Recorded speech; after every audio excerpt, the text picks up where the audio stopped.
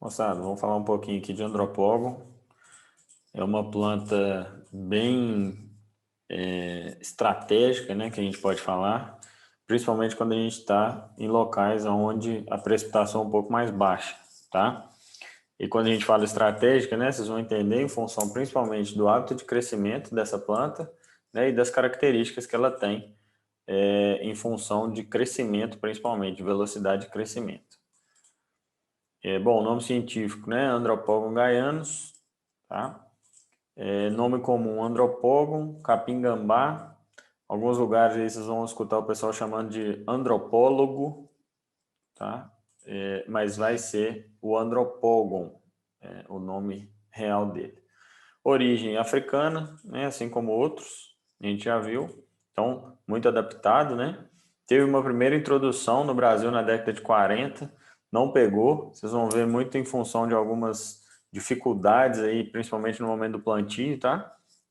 Depois teve uma segunda introdução pela Embrapa, e aí quando veio, né, o cultivar que talvez seja o mais utilizado aí hoje na região do Cerrado, que é o cultivar Planaltina, tá? Da origem, né, da Embrapa lá de Planaltina, ganhou esse nome aí, e tem alguns acessos, né, dessa planta, algumas variações aí dessa planta no CIAT, que é o Centro Internacional de Agricultura Tropical, né, se eu não me engano, localizado na Colômbia. Tá? Bom, aspectos vegetativos, né, em geral, essa planta tem um crescimento cespitoso, que a gente fala, né, aquele crescimento entolcerado. Então, uma característica que a gente já pode, né, fazer uma referência de menor capacidade de fechar o solo, né, quando comparado a uma gramínea de crescimento paralelo, de crescimento estolonífero, que a gente fala, que é aquela que vai enraizando de pontos em pontos no chão, tá? Tem pelo na bainha, na lâmina foliar, e pode atingir até 3 metros de altura, se não for cortado, né? Se não for pastejado, ou se não for utilizado de alguma forma, tá? Então, embora, né, tenha esse crescimento rápido, quando ela atinge aí a maturidade, quando ela atinge esses 3 metros e meio mais ou menos de altura, ela tende a permanecer nessa altura e com uma estrutura muito ruim, né? A gente vê, por exemplo, o andropógon nas épocas secas do ano, ele praticamente não tem mais folha para ser pastejado, ele praticamente fica ali presente só o colmo, tendo uma estrutura muito ruim, um valor nutricional muito ruim na seca. Né? Nós vamos comentar mais para frente na aula de manejo essa questão aí do que a gente pode ou como que a gente pode melhorar a estrutura, a digestibilidade dessas gramíneas aí que a gente deixa para seca, que a gente chama de diferimento de pastagem, tá? Vocês vão ver que gramíneas de crescimento cespitoso, em geral, não são boas opções para a gente poder fazer esse tipo de manejo. E o andropógon nem pensar, tá? Porque ele realmente enrola as folhas, as folhas ficam muito fracas, quebradiças mesmo, e no meio da estação seca, praticamente a gente não tem comida, tá? E é por isso que vocês vão ver que ele pode ser muito estratégico. As sementes, né? Ela é muito levinha, muito pequena. Ela tem essas aristas aqui, que são essas penugem, esses pelos aqui em volta da semente. Isso aqui é um fator de dispersão, né, da própria semente. Então, essa arista faz com que essa semente seja levada aí pelo vento, por pássaros, né, vai grudada nos pelos, nas penas, nos pelos dos animais e acaba disseminando essas sementes, né? E a planta é um mecanismo que a planta tem para poder sobreviver, para poder se manter na área por mais tempo, tá? Quando bem manejado, ó, quando tem uma estrutura boa para o pastejo, né? As folhas são macias e de coloração verde azulado. Então é bem característico quando a gente chega, né? A gente pega essa planta e no campo é muito fácil da gente diferenciar ela, porque quando a gente pega o inicinho do colmo, né, a bainha, o colmo, ele praticamente continua sendo a bainha da folha. Eu não sei se vai dar para a gente dar um zoom aqui nessa imagem, mas se a gente pegasse aqui, ó, bem na base da folha, deixa eu colocar uma caneta aqui para vocês verem. Se a gente pegar aqui bem na base da folha, ó, a gente vai ter uma haste, praticamente só a haste, e essa haste, né, o início da folha, o início da lâmina foliar, continua sendo uma haste bem fininha e depois a lâmina foliar se abre, tá? Se não tiver foto aqui mais para frente, eu vou mostrar para vocês isso em outras imagens, que vai ficar mais claro, tá? Mas basicamente seria isso aqui, ó. A gente tem um colmo, né? Para toda planta normal, a gente tem uma bainha invaginante nesse colmo e depois a folha, né?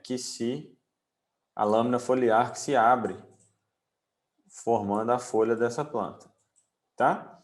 E aqui a gente tem uma bainha invaginante no colmo, né? Aquela bainha que abraça o colmo. Vocês vão lembrar que as gramíneas, né? As monocotiledôneas, elas têm essa bainha que envolve o colmo, que abraça o colmo. E no caso do andropógon, essa bainha, ela vem, né? Ela sai uma haste aqui bem fininha e só depois ela abre a lâmina foliar dela, tá? Então, é bem fácil da gente identificar essa planta no campo, porque ela não tem a bainha tão característica, né, tão presa no colmo igual as demais, né? E o início da lâmina foliar dela praticamente não tem aquelas lâminas laterais ali, só vai ter uma nervura central, né? E depois, lá na frente, uns 5, 10 centímetros de nervura central, é que começa a abrir a lâmina foliar, e aí a gente começa a ver essa folha, né, bem característica que a gente já conhece. Então, a gente, se não tiver imagem aqui, eu vou mostrar para vocês depois, tá bom? Vamos continuando aqui, ó. Em relação a clima e solo, o andropógon ele vai muito bem em altitudes acima de 2.000 metros.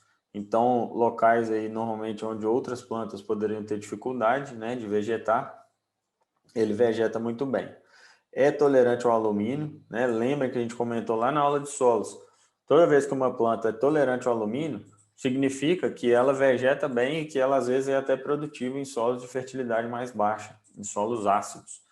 E isso faz com que essa planta, por exemplo, seja muito utilizada em solos de cerrado, né? Principalmente em locais onde chove pouco, porque são as condições climáticas que praticamente predominam no cerrado, né? Então, de 400 a 3.000 milímetros anuais, ela vai muito bem. E aí nós estamos falando de 400 milímetros, gente. 400 milímetros é nada de chuva, é muito pouca chuva, né? Comparado aí às áreas de Brasil Central, onde a gente tem 1.200, 1.600, às vezes até 2.000 milímetros de chuva por ano, tá? E 400 milímetros o andropógon vai muito bem. Se a gente for para a região do norte de Minas, é muito utilizado, né? Junto com outras gramíneas que também têm características parecidas, como por exemplo o capim-jaraguá, mas o andropógon é muito usado, tá? Tem o sistema radicular profundo, pode alcançar aí até 1 metro, 1,20 m de profundidade, isso confere a ele essa resistência, né, a locais que chove pouco, a locais mais secos, tá? Então isso são características importantes quando a gente pensa na utilização. Basicamente, ó, se a gente pegar aqui, né, as recomendações, vamos falar assim, de gramíneas tropicais, né, o andropógon, vocês verem aqui nas manchas vermelhas mais escuras do mapa, isso aqui a gente chama de zoneamento agrícola, ou seja, aonde que essa planta vai melhor, onde que ela vegeta melhor, vocês vão ver que coincide com o bioma de cerrado brasileiro, né, que a gente chama de região de Brasil Central. Às vezes não tanta chuva, embora em algumas áreas aqui vai chover bastante, né, mas normalmente regiões de solos de fertilidade média para baixa. Obviamente, se não forem trabalhados, não forem corrigidos, né, e assim por diante. Estamos falando aqui de situações naturais, né?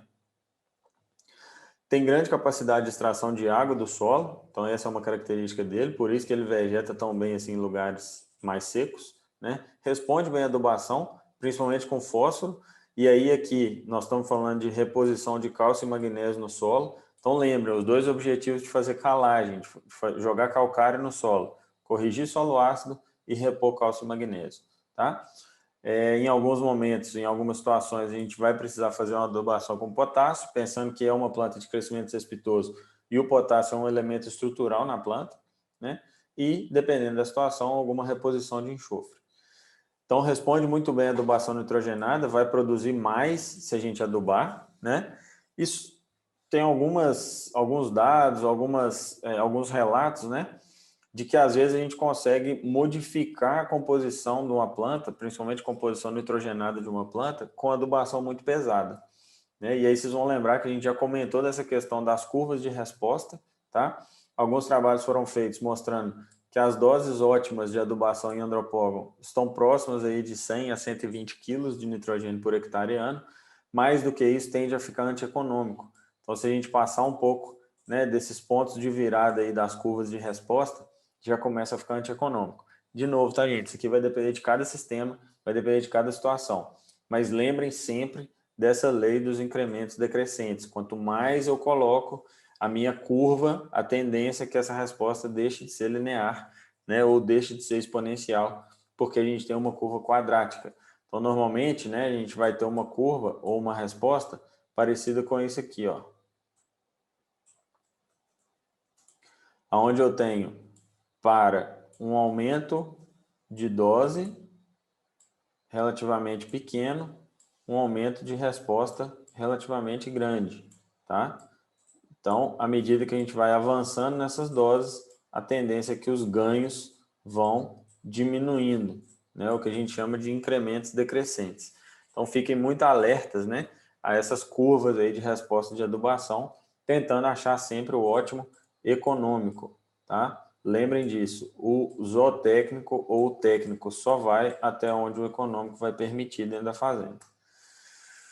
Alguns dados aí, né, de rendimento próximos de 20 toneladas de matéria seca por hectare ano, produtividade média, né, não é uma gramínea hiperprodutiva, mas se a gente pensar que tolera pouca chuva, já é uma produção muito boa, já é uma opção muito boa de utilização. Tá? Esse trabalho foi feito em Rondônia, solo típico de cerrado, com 10 cortes na água e na seca. Então, um lugar onde tem chuva, um lugar onde tem calor, né, em grande parte do ano, tem dias, às vezes, um pouco mais longos em função da posição do Equador, e aí permite essa produtividade. Tá? Se a gente pegar aqui mais na nossa região, né, mais próximo aonde a gente está aqui, principalmente centro-oeste, caminhando aí para o sul de Minas, relatos aí de 12 toneladas de matéria seca, 4 cortes sem adubação. Então, possivelmente, a gente conseguiria aumentar isso aqui se a gente trabalhasse com uma dose de adubação. Tá? Esse experimento foi feito em Igarapé, aqui em Minas Gerais. Bom, produção de matéria seca, né, em tonelada por hectare, altura em relação ao haste folha do capim andropólogo em diferentes idades. Então, esse aqui também foi um trabalho feito em Minas, um trabalho que foi feito por um grupo de pesquisa da UFMG, né, que é tradicional em avaliação de gramíneas tropicais, especialmente silagem de gramíneas, né, silagem de todo tipo de forrageira, mas avaliação de volumosos para animais. E aí aqui a gente pega, né, o andropógon com 56, 84, 112, 140 dias de rebrote, tá? E aí a variação de relação haste-folha, com 56 dias, 0,26, relação super favorável à folha, né? Com 84 dias, já nem tanto. Com 112 dias a gente não tem o dado, com 140 dias a relação desequilibrada em relação à haste. Então a altura aqui de 80 centímetros, alturas de 1,20, 1,40 e 2,40. Produção de matéria seca, 1,7 toneladas por hectare, 5,7, 10,5 e 9,9. E aí a gente começa a já perceber uma curva quadrática, né, de produção também. Então, ultrapassando aí aqueles pontos que a gente vai chamar, vocês vão ver lá na frente, de maior produção líquida de forragem, tá? Que é quando a planta acumula folha e ela ainda não está acumulando tanto material senescente e tanto colmo, né? E aí, gente, quando a gente faz um experimento desse aqui, a ideia é tentar realmente encontrar qual o melhor momento, né, onde a gente está aqui, que seria o melhor momento nesse intervalo para ser utilizado esse capim. Hoje em dia a gente não usa esses dados, né, de dias de rebrota, de intervalo de rebrota, mas usa os dados de altura, tá? Então, a gente tem aí recomendações de altura de entrada do andropógon em torno de 80 centímetros, né, de 70 a 80. E aí, de novo, relembrando, se a gente vai trabalhando com equino, normalmente a gente tende a colocar esses animais na área um pouco antes, tá? Então, próximos aí de 60 a 70 centímetros de altura. Lembrando também que não só a altura, mas a estrutura do pasto importa muito, né? Então, o que a gente quer é que os animais comam sempre muita folha, sempre estejam ali com uma estrutura favorável ao pastejo para eles, tá? Tem boa resistência, né? Boa tolerância a fogo, boa tolerância à seca, então a gente já comentou, principalmente lugares onde chove um pouco menos, boa tolerância a cigarrinha, então percebam que ele é bem rústico ele é bem tolerante aos diversos desafios aí que a gente vai ter, né? Mas tem uma, assim como outras plantas, né? Não é não é um ponto negativo do andropógon, né? Mas ele é bem susceptível a cupim de solo. Tá? Esse cupim de solo ele fica no subsolo, no primeiro extrato ali, no primeiro perfil do solo e vai comendo as raízes das plantas. É comum a gente chegar numa área e arrancar, por exemplo, uma touceira e o material, a parte vegetativa sair junto com a raiz, tá? Então, basicamente, esse cupim de solo ele se alimenta de raiz, né? Normalmente está associado a solos ácidos e na maioria das vezes, né, tem algumas formas de combate aí a esse cupim de solo, mas na maioria das vezes quando a gente corrige essa área, né, melhora o manejo dessa área, melhora o vigor de vegetação das plantas ali, então faz um manejo integrado, aduba, a tendência é que esses cupins migrem para outras áreas, né? Não são insetos que costumam se manter ou fazer as colônias ali em solos corrigidos, em solos férteis, tá? No manejo, o andropógon não deve ser rebaixado a mais de 30 centímetros, né? Isso aqui, quando a gente não tinha ainda as recomendações de altura, eram muito válido. Hoje, a gente sabendo que precisa entrar entre 70 e 80 centímetros, vai retirar os animais aí próximo de 35. Então, dificilmente a gente quer chegar abaixo de 30 mesmo, né? Primeiro, para não atrasar o rebrote dessa planta, e segundo, para não submeter os animais a um pastejo muito intenso, onde eles teriam, né, que já começar a consumir material de pior qualidade. Lembra que a gente comentou lá? Se a gente pegar aqui, ó, uma estrutura de touceira, né, vou desenhar aqui minimamente uma estrutura de touceira, a gente divide essa estrutura em 3 estratos pastejáveis, tá? Então a gente sempre quer que os animais consumam o primeiro e parte desse segundo extrato.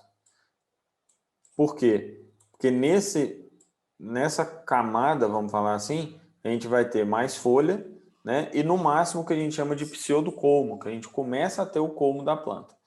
E a partir da metade aqui do segundo para baixo, a gente já vai ter colmo e um resto, né, de lâmina foliar. A gente fala aí pelo menos de 25 a 30% de lâmina foliar no rebrote, para que esse capim consiga rebrotar bem. Então lembra, gente, que quem faz crescimento de planta é a própria planta, é a fotossíntese, né? E a taxa fotossintética da folha é sempre muito maior do que a do colmo. Toda vez que a gente submete o pasto a um pastejo muito intenso, uma desfolha muito intensa que a gente chama, né? Uma colheita de folha muito intensa, e falta folha ali para poder rebrotar o pasto, esse pasto demora mais para poder crescer, né? É uma lógica muito simples da gente entender. Então a gente não quer que isso aconteça e mantém um mínimo de lâmina foliar ali no resíduo. Para quê? Para que esse capim rebrote, né, mais rápido, para que a gente volte nele, dê um outro ciclo de pastejo naquele piquete ou naquela área de forma mais rápida, tá? Não é recomendado a gente plantar mais de 25 ou 30% da propriedade de andropógon, né? Vocês vão entender porque ele tem um crescimento que a gente chama de explosivo, é um crescimento muito rápido, né? O normal é que a gente flutue a carga animal ao longo do período das águas, quando tem muito andropógon na fazenda. Por quê? Porque ele cresce demais no verão, não cresce nada no inverno. A curva de produção dele é muito estreita, né? Eu vou mostrar para vocês um gráfico daqui a pouquinho. E aí a gente acaba tendo muita comida numa época e pouca ou nada numa outra época. Então, por que a gente tem que flutuar a carga? Porque a gente pode ter, né, essa área sendo utilizada numa alta lotação numa época do ano e praticamente nada de animais na outra época. Tem algumas fazendas no norte de Minas, né, em alguns outros lugares também, pelo Brasil afora aí, que utilizam essas pastagens, não só de andropógon, mas o andropógon encaixa muito bem nesse manejo, de forma muito estratégica.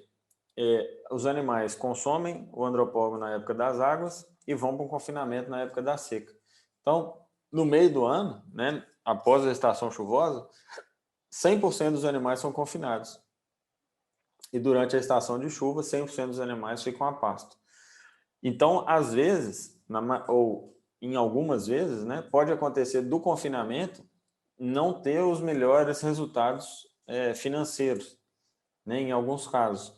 mas eles funcionam muito como uma estratégia para o manejo de pastagem da fazenda, tá? Então, quando a gente tem mais, né, mais de 30% da fazenda aí formada com andropógon, é natural que a gente flutue a taxa de lotação da fazenda ao longo do ano, tá? Principalmente em função da capacidade de crescimento dessa planta. Também é comum quando a gente tem 30% da área ali, que como ele cresce muito rápido, né, começou a dar as primeiras chuvas, começou a esquentar, ele já rebrota, já cresce muito rápido, a gente usa a área de andropógon com muita intensidade, tá? Até as outras áreas acabarem de chegar, acabarem de rebrotar. Por quê? Porque um momento crítico, gente, em qualquer fazenda é o que a gente chama de transição, especialmente a transição seca-água. Porque as pastagens ainda não estão boas, e via de regra, né, o que tinha de estoque de forragem ali, seja na forma de pastagem diferida, seja na forma de forragem conservada, como silagem, por exemplo, já está acabando. Então, quando a gente tem andropógon na fazenda, funciona muito bem, porque nessa época de transição, basicamente, ou quase em todos os casos, a gente já vai ter, né, uma área, ou um piquete, ou um pasto de andropógon para ser utilizado, tá? Por isso que eu falei que o uso dele é muito estratégico. Ele não tolera muito erro de manejo. Lembra que as touceiras podem chegar aí até 2,5 metros, 3 metros, e aí acaba que o pessoal usava muito fogo no passado. Hoje a gente já viu que não deve ser utilizado, a gente não tem essa recomendação, mas a gente precisa sim de roçar esse material, né? E utilizar ele ou permitir que ele tenha uma brotação ali mais basal, com mais qualidade, com mais folha. Então a gente faz essa roçada para quebrar aquela estrutura antiga que ficou do ciclo anterior, tá? Então aqui, ó, só para vocês verem a curva, né, de crescimento do andropógon, se a gente pegar na época de chuva, ela vai ter uma curva, ele vai ter uma curva muito concentrada, né? Enquanto as braquiárias, por exemplo, vão ter uma curva mais aberta ao longo da estação chuvosa. Então é o que a gente chama de crescimento explosivo, tá? Tem que ficar muito atento a isso. Aqui para vocês verem, né, estruturas de manejo, o ideal é manter um pouco mais baixo, tá? Mas não rebaixar muito mais do que 30 centímetros. Então aqui a gente teria praticamente um limite aí de altura de saída, tá?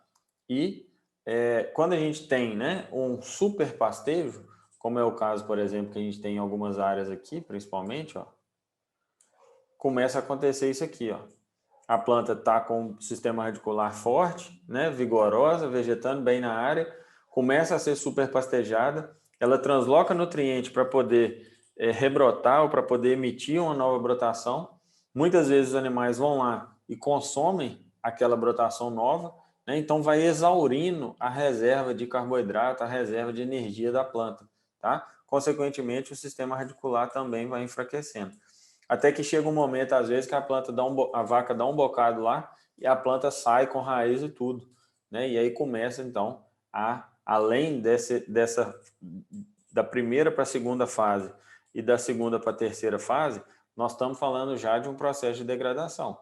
A gente começa a subir aquela escada da pobreza, né? A gente sai de uma planta implantada, começa a ter, por exemplo, a presença de invasora, depois começa a ter mais a presença de invasora, até que essa área já está praticamente tomada por uma outra planta que não é aquela implantada ali na área, tá?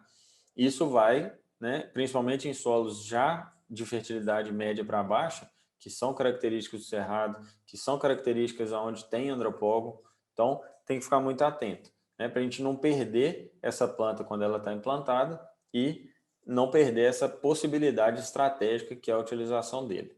Um ponto muito importante que não pode ser esquecido, não pode ser negligenciado de jeito nenhum em relação ao andropógon, é em relação ao plantio, tá? A gente precisa controlar a formiga na área. O andropógon é muito sensível, principalmente com a planta nova, é muito sensível ao ataque de formiga.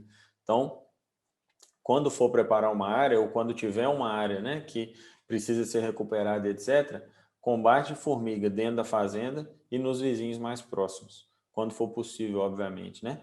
Mas sempre ficar atento a esse ponto, beleza?